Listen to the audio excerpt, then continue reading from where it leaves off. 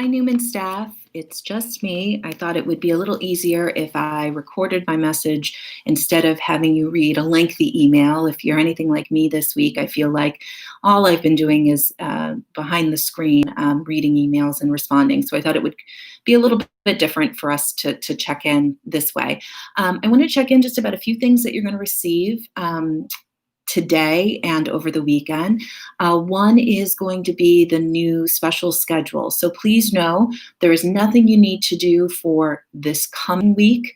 The schedule, as you have already probably created and have ready to go for parents, can stay exactly as it is, but this schedule is going to reflect what will be in effect once we begin hybrid on the 29th.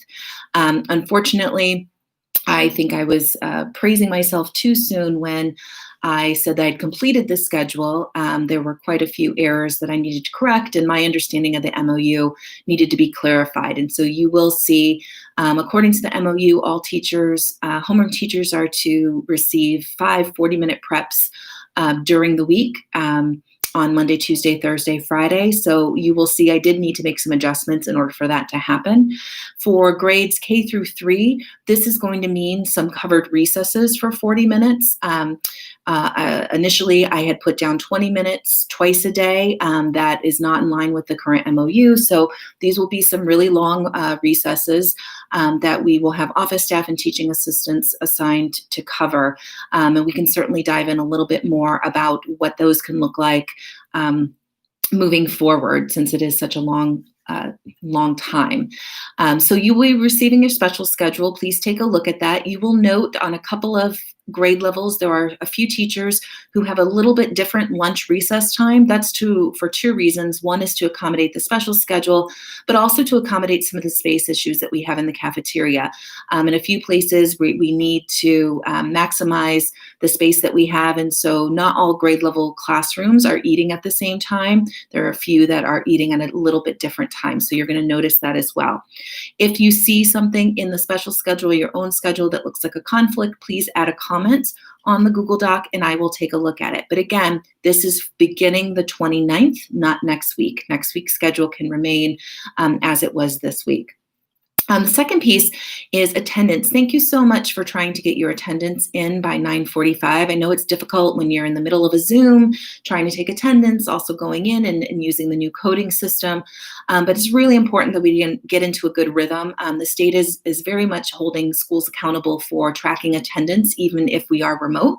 And so it's just a good habit to get into in making sure that you submit that by 9:45. That way Christine can call and ensure that the children are safe and that, find out why it is that they didn't attend a Zoom. And that's going to be really important moving into the school year. So if you can please do that.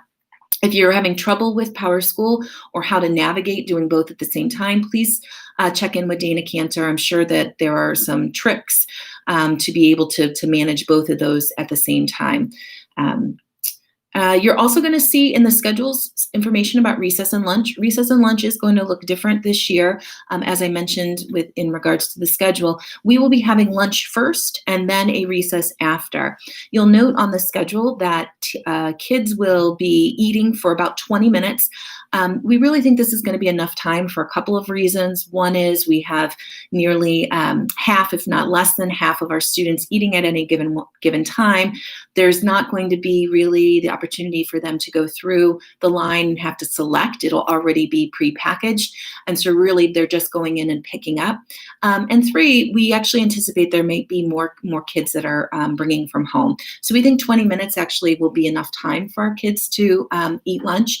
At that 20-minute mark, at the end of their lunch, if you are assigned to a recess duty for that grade, you will actually pick the kids up in the cafeteria and take them out to recess after lunch. There will be a 10-minute lag period between those students leaving to go to recess and the next lunch, so that our cafeteria staff can disinfect the tables before the next lunch starts. So this will look a little different, and certainly we will talk more about that, but I just wanted to give you the heads up when you saw that in the schedule. Finally, speaking of lunches, one piece that we need to remember is that as according to our health and safety guidelines, we need to make sure that we're not congregating as staff in areas. And so that brings up the question of, well, where do I eat my lunch? So certainly if you have your own teaching space, or a teaching assistant shares a space, you certainly are welcome to use those spaces to have your lunch, as long, again, as you're at least 6 feet away, because you'll be unmasked and you may want to open the windows, or certainly take advantage of eating outside when you can. For those that don't have a dedicated classroom space or office space, we will be removing some of the excess chairs in the faculty lounge. Staff can eat in the faculty lounge. We're asking that it be 1 per table. You will see that we're going to distance the tables, and we ask that you adhere to those guidelines. There cannot be congregating back in the mailbox area where we had a table. We've removed those chairs, and again, it's really in accordance with our safety guidelines. We're going to be looking into other spaces that can be available for lunch too, so stay tuned for that, because we know that this could pose a challenge as we get into the colder months when people are not really wanting to eat outdoors, which I don't blame them. So that's all the news I have for everyone for just this weekend. We have a staff meeting on Monday. Monday is a department meeting for those who are specialist teachers and belong to other departments. So certainly you should attend your director's meeting if the meeting has been scheduled at the same time. And I will arrange a separate meeting to go over the staff meeting. We've just ran out of Mondays before hybrid starts, so we definitely want to come together. Our topics for that staff meeting are going to be all the logistics.